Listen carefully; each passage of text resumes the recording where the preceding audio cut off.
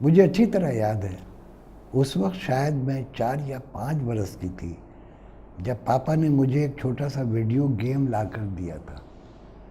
उसकी खूबी ये थी कि उसमें बहुत दिलकश धुनें भरी हुई थी और जब कोई गेम खेलने लगता और बटन दबाता तो खूबसूरत मौसीकी चारों तरफ बिखर जाती। मैं उस तोहफे को लेकर बहुत खुश थी। छोटे से उस घर में खुशियों का राज था। मेरे पापा, मेरी अम्मी और सबसे बढ़कर दादा अब्बू, जो बहुत कमाल के आदमी थे। उनको बच्चों की बहुत सी कहानियाँ याद थी। मैं हर रात उनके बिस्तर में घुस जाती, दादू प्लीज़ कहानी सुनाए ना। उस वक्त कमरे में अम्मी दाखिल हो जाती, अब्बू ये आपको तंग तो नहीं कर रही? अरे नहीं बेटा, ये क्या तंग करेगी, इसके आने से ज़िंदगी में बाहर आ जाती है। अच्छा बेटा, मैं समझ गई। अम्मी उनकी बात काट देती, आप चाय की फरमाइश करेंगे लेकिन मैं आपको चाय नहीं दूंगी, दूध ला कर दे रही हूँ, वो पीना है आपको। दादा अब्बू बेबसी से हंस पड़ते। अम्मी और अब्बू दादा अब्बू से बहुत प्यार करते थे। दादा अब्बू भी कम नहीं थे। उनको जिस दिन पेंशन के पैसे मिलते उस दिन हम बच्चों के लिए ढेरों चीज़ें लेकर आ जाते। एक बार ऐसा हुआ कि मेरा वीडियो गेम ख़राब हो गया। उसमें गेम तो आते थे लेकिन आवाज़ नहीं आती थी। मौसीकी की खूबसूरत ताने आना बंद हो गई थी। मुझे याद है कि मैं उस दफ़ा बहुत रोई थी। कुछ दिनों के बाद पापा ने दूसरा गेम ला कर दे दिया, लेकिन इस पहले वाले को याद करती रही। उसकी मौसीकी, उसकी ताने याद आती रही, लेकिन दूसरे वाले से मेरा दिल बहल गया था। एक दिन एक आंटी मेरे घर आ गई। वो पापा की कोई बहन होती थी। मैंने पहली बार उनको देखा था। मैंने देखा कि दादा अब्बू, पापा और मम्मी उनसे चीख चीख कर बातें कर रहे थे। मुझे ये सब बहुत बुरा लगा। मैं ड्राइंग रूम से अपने कमरे में आ गई। कुछ देर बाद मैं ड्राइंग रूम में आई तो वो अकेली बैठी थी। उस वक्त वो वीडियो गेम मेरे हाथ में था। उन्होंने मुझे अपने पास बुला लिया। मैं उनके पास जाकर बैठ गई। ये क्या है? उन्होंने वीडियो गेम की तरफ इशारा किया। ये वीडियो गेम है आंटी, इसमें बहुत अच्छा म्यूज़िक भी है, मैं आपको सुनाती हूँ। मैंने गेम ऑन कर दिया, मौसीकी गूंजने लगी, लेकिन मैंने महसूस किया कि उनका चेहरा सपाट था। फिर मैंने पूछा, आंटी म्यूज़िक कैसा लगा? उन्होंने इशारे से बताया कि मेरी बात उनकी समझ में नहीं आ रही है। मैंने दोबारा पूछा, इस बार भी उनका यही रद्द अमल था। तीसरी बार मैंने चीख कर पूछा। इस दौरान अम्मी ड्राइंग रूम में आ गई। अरे बेटा, क्यों शोर कर रही हो? ये सुन नहीं सकती। सुन नहीं सकती?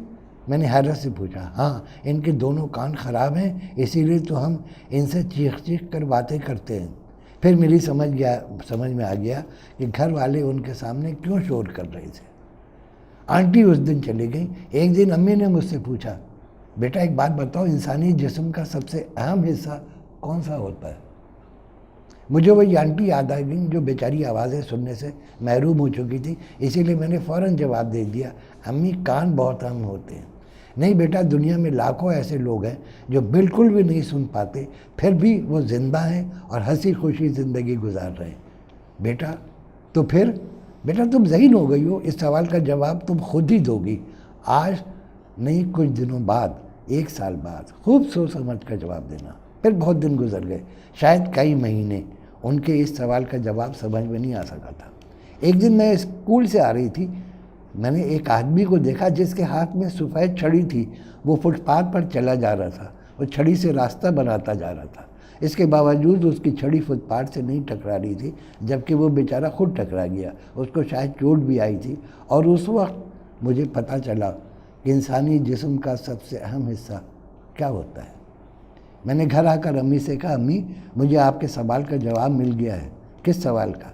वही कि इंसानी जिस्म का सबसे अहम हिस्सा क्या होता है। चलो बताओ। आँखें, जिनके बगैर दुनिया अंधेरी होती है। हाँ बेटा, आँखें बहुत अहम हिस्सा हैं। लेकिन बेटा तुम्हारा जवाब अब भी नामुकम्मल है। इस दुनिया में लाखों अफराद नाबीना हैं, उनकी आँखें नहीं हैं, लेकिन वो ज़िंदगी गुजार रहे हैं। ओह, तो फिर कौन सा हिस्सा है? इसका जवाब मैं नहीं दूंगी। इसके लिए तुम्हें खुद अपनी ज़हानत से काम लेना होगा।